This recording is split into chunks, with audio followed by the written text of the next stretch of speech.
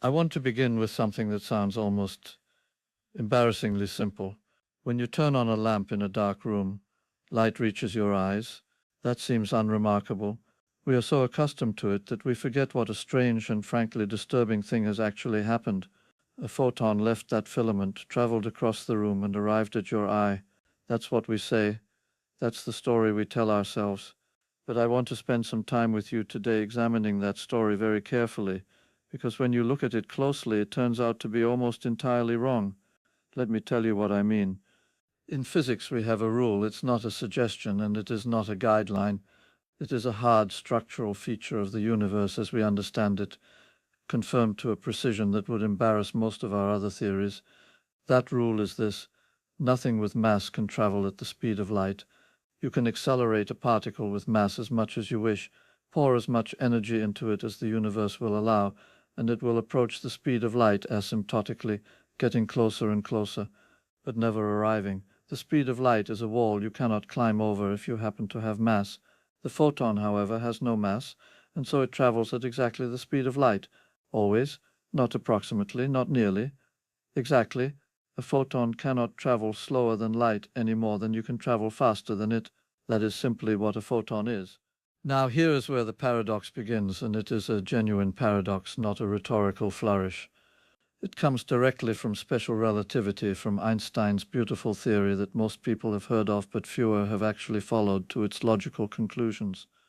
In special relativity, there is a concept called proper time.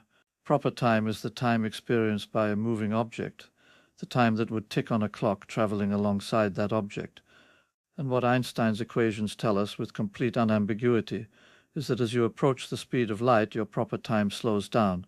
This is not a theoretical abstraction. We measure it. We have measured it in particles, in muons raining down from the upper atmosphere, in atomic clocks flown on airplanes, in GPS satellites that require relativistic corrections to tell you accurately where you are standing. The slowing of time with velocity is as experimentally confirmed as any fact in physics.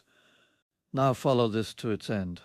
As a particle approaches the speed of light, its proper time approaches zero. The clock slows more and more. And when you reach exactly the speed of light, the proper time does not merely slow. It stops entirely. It goes to zero. What this means, and I want you to sit with this for a moment, is that for a photon, no time passes at all between its emission and its absorption. From the photon's own perspective, if we can even speak of such a thing, the moment it is created and the moment it is destroyed are the same moment. There is no interval. There is no journey. There is for the photon, quite simply, no duration whatsoever. And here is the paradox in its starkest form. We say that light travels. We say it moves from place to place. We talk about its journey from the sun to the earth as if it were a trip, as if light were a commuter covering some route, 8 minutes and 20 seconds from door to door. But the photon itself does not experience 8 minutes. It does not experience 8 seconds. It does not experience a single tick of any clock. For the photon there is no travel, there is no movement through time. There is only emission and absorption with nothing between. This is not a trick of language. It is a precise mathematical consequence of the Lorentz transformation, which is the mathematical heart of special relativity. When you apply that transformation to a massless particle moving at exactly c, the speed of light, the temporal component of every spacetime interval along its path vanishes identically. The spacetime interval for a photon's path is exactly zero. Always. We call this a null geodesic. Null, in the mathematical sense, meaning zero. The photon travels along a path through spacetime where the total spacetime distance is precisely nothing. It occupies two events in spacetime, the event of its creation and the event of its destruction, and the separation between those events, properly measured in four-dimensional spacetime, is zero.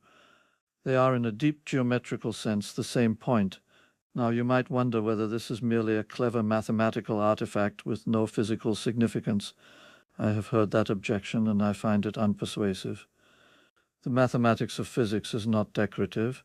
When the equations tell you something this consistently and this precisely, the appropriate response is not to wave it away as a technicality. It is to think very carefully about what it means. What it appears to mean is that we have a fundamentally observer-dependent description of an event. From the perspective of any observer with mass, any observer who exists in time, the photon takes time to travel. We measure that time, we measure the speed.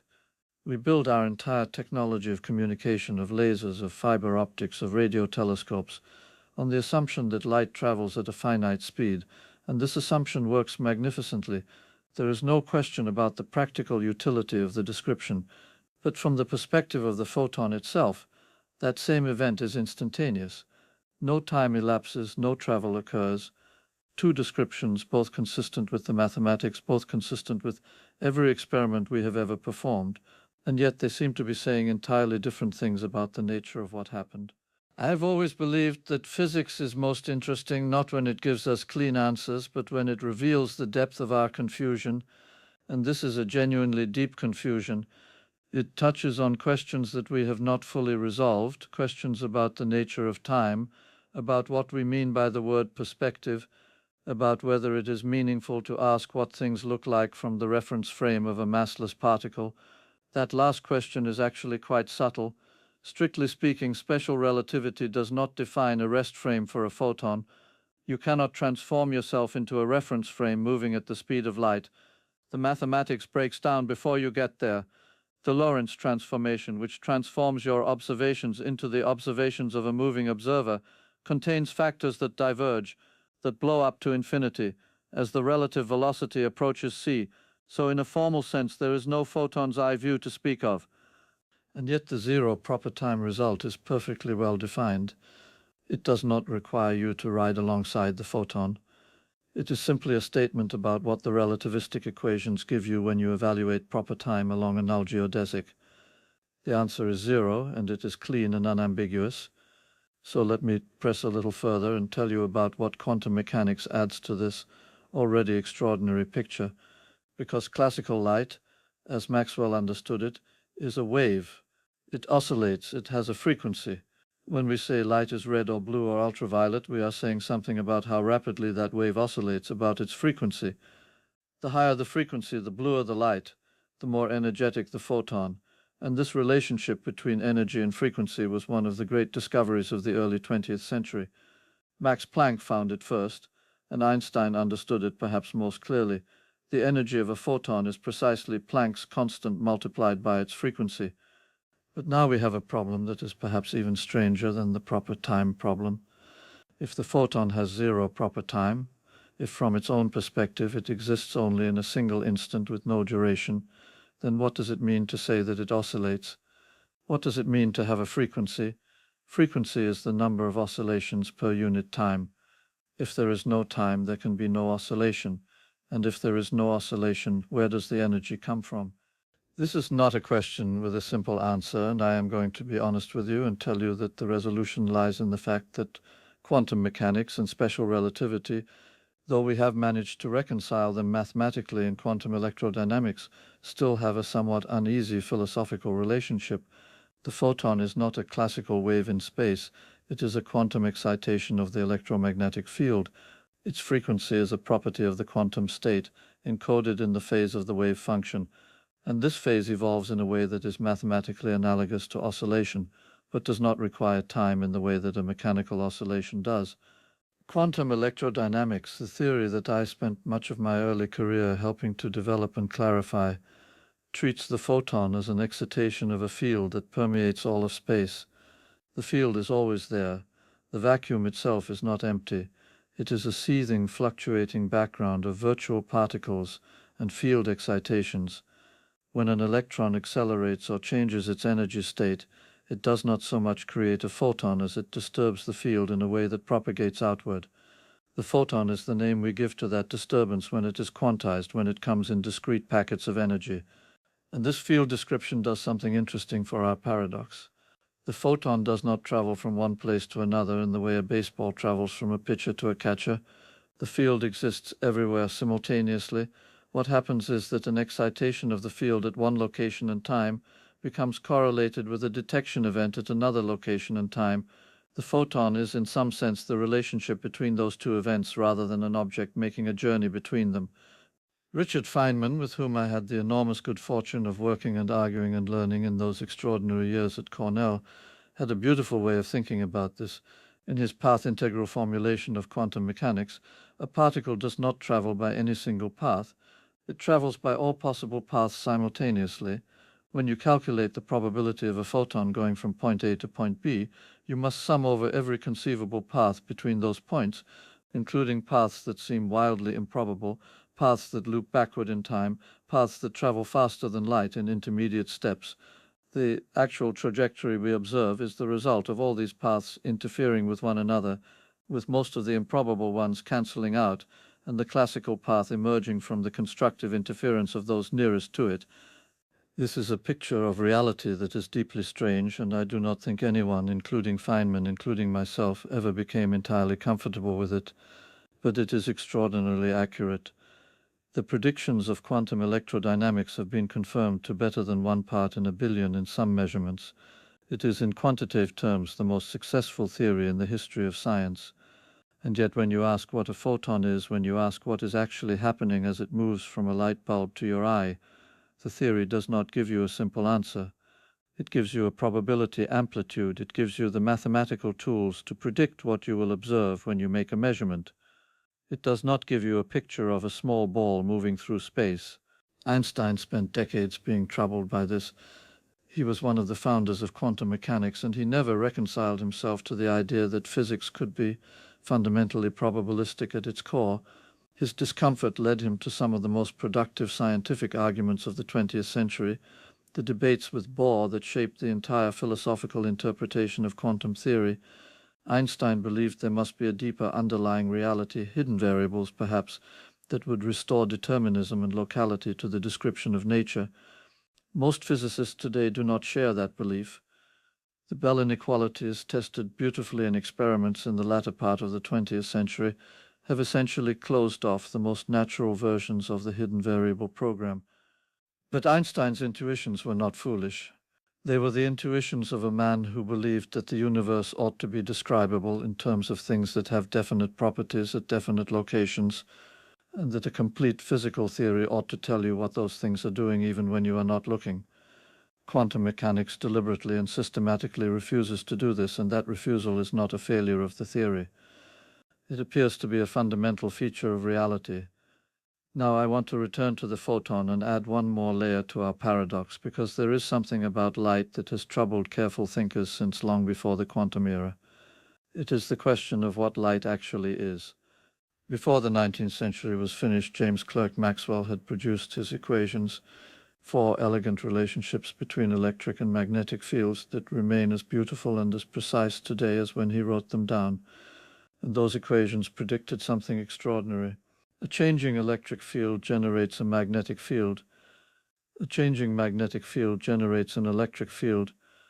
The two together can sustain each other indefinitely, leapfrogging through space in a self-perpetuating wave, and the speed of that wave, calculated purely from the constants of electricity and magnetism, turned out to be exactly the speed of light. Maxwell understood immediately what this meant. Light is an electromagnetic wave. It does not need a medium. It does not require an ether. It propagates through what we might be tempted to call empty space, sustained entirely by the mutual relationship between the electric and magnetic components of the field. There is something philosophically remarkable about this. The electromagnetic field carries energy. It carries momentum. When a photon pushes an electron, as in the photoelectric effect that Einstein explained in 1905, real physical consequences follow. And yet this field is not made of anything. It is not carried by any substrate. It is a fundamental feature of space itself, a property of the vacuum. The vacuum of quantum electrodynamics is not truly empty. It is full of what we call vacuum fluctuations, virtual particles popping in and out of existence on timescales, too short to be directly observed, their existence permitted by the uncertainty principle, which allows energy to be temporarily borrowed from nothing provided it is repaid quickly enough, the Casimir effect, which produces a measurable force between 2 uncharged metal plates placed very close together, is a direct consequence of these vacuum fluctuations. It has been measured, it exists, the vacuum is not nothing. In this context, the photon is not a particle in the intuitive sense. It is a quantum of the electromagnetic field. It is the minimum possible excitation of that field at a given frequency. You cannot have half a photon, you cannot have a fraction of a quantum. The field either has that excitation or it does not. And this discreteness, this quantization, is why the photoelectric effect works the way it does, why there is a threshold frequency below which no electrons are ejected from a metal surface, regardless of how bright the light is, and why above that threshold electrons are ejected immediately even in very dim light. Einstein got the Nobel Prize for explaining this in 1921, which always struck me as a strange irony, since he spent the last 30 years of his life in profound disagreement with the quantum theory whose foundations he had helped to lay. So let me try now to bring these threads together into something like a coherent picture, not a resolved picture, because I do not think the questions are fully resolved, but at least a picture of where we stand. We have a photon.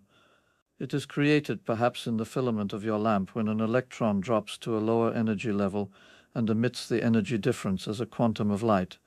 The photon then, in the language of relativistic spacetime, follows a null geodesic from its point of emission to its point of absorption. Along that geodesic, by the explicit calculation of special relativity, 0 proper time elapses. The photon does not age. The photon does not experience a journey. In the geometry of spacetime, the emission event and the absorption event are not separated by any time-like interval whatsoever, and yet we observe light to travel at a finite speed.